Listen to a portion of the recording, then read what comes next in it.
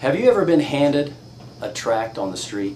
Have you ever been handed any pamphlets of material? Have you ever handed out to somebody else maybe some information like the 4 spiritual laws? Have you ever read a newspaper or a magazine?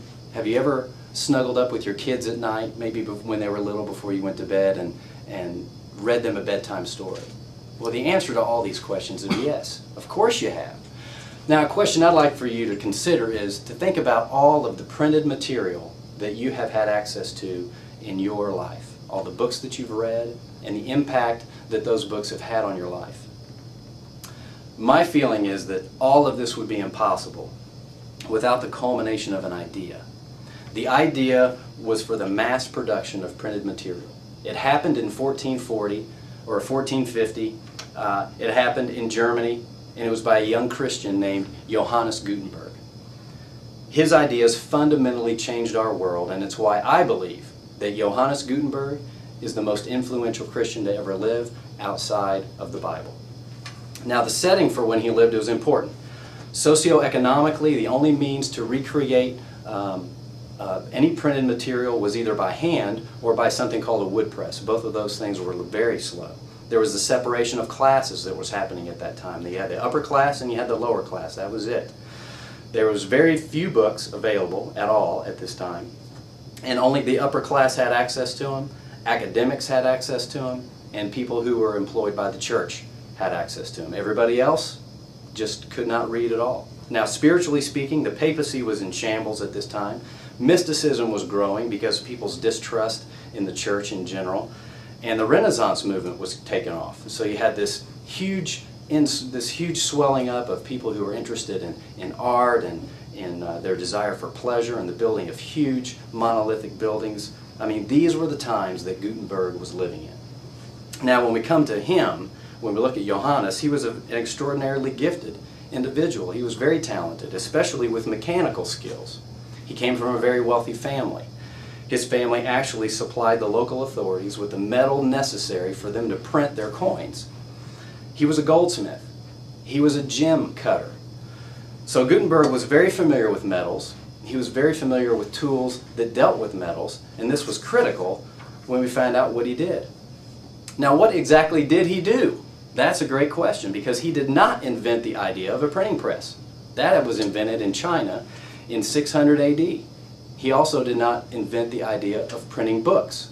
That was done in China at about 890 AD. He also didn't invent the idea of movable type. That was done in China at about 1041 AD. So what exactly did Johannes do that made him so important? What he did was take all the existing printing processes that were available at the time, and he refined them and he revolutionized them.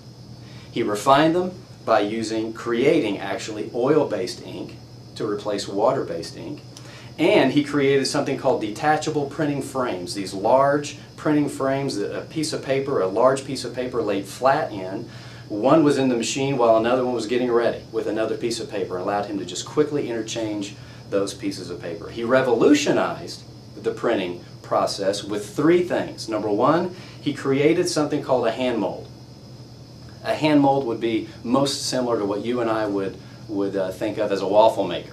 It had a bottom, it had a top, it was hinged, and when you opened it up there was a cavity in the inside to allow you to put whatever you wanted inside, and you would close it, you would apply heat to it, and out would come whatever you would want it to be.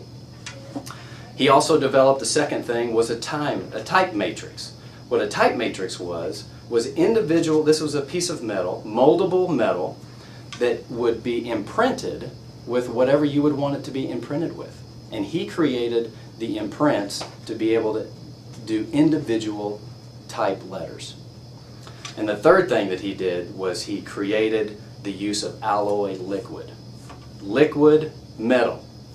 That when you put the matrix into the hand mold and filled it with this alloy liquid, out would come metal individual letters. So the result of all this was it allowed for the rapid creation of individual metal moving letters in large quantities, as many as you would want to create, as fast as you would want to create them. This made printing a mechanized process. It was the first consistently repeatable commodity. It was the first assembly line process, and it was the very first instance of mass production on the planet. His press could reproduce 3,600 pages a day, compared to 40 by a wood press and only single digits by hand printing. Within 20 years, nearly 240 cities and 12 European countries were using the press.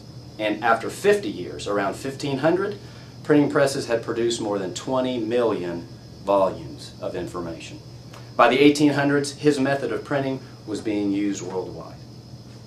Johannes's printing invention began the era of mass communication, which permanently altered the structure of society. The circulation of information was now unrestricted. Ideas could and did spread very quickly across borders, and literacy for the lower class increased dramatically. And that's just to name a few. The printing press was critical in distributing the ideas that resulted in the Reformation. Matter of fact, it's my view that the Reformation would never be successful if it weren't for the printing press. The Reformation as we know it gave rise to Martin Luther and his ideas, Ulrich Zwingli and his Reformation that was happening in Switzerland, John Calvin and all of his ideas, which influenced the Anglican Church, the Anabaptist movement, and from all of this, it just goes down through history how the Reformation impacted church history. And in my view, none of that would have been successful without the quick spreading of information through the printing press. His invention single-handedly launched the information age, and it was quite simply the most important machine process created in the modern era. It's pretty remarkable. But listen to this. In the book 1,000 Years, 1,000 People, ranking the men and women who shaped the millennium, Gutenberg is ranked #1. In the book The 100, the ranking of the most influential persons in history, Gutenberg is #1. Of the Biography Channel's Millennium List, Gutenberg is #1. Life Magazine's Top 100 People, Gutenberg is #1. And in Time Magazine's People of the Century, Gutenberg is #1.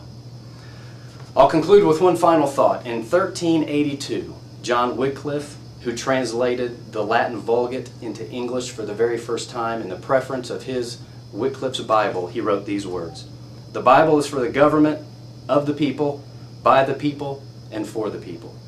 And every time you read a book, a magazine, or a newspaper, every time you read to your children, and most definitely every time you read your Bible, which incidentally was the very first thing that Johannes Gutenberg, the very first book that he ever printed on his press, the Gutenberg Bible, every time you do that, you give testimony to his invention.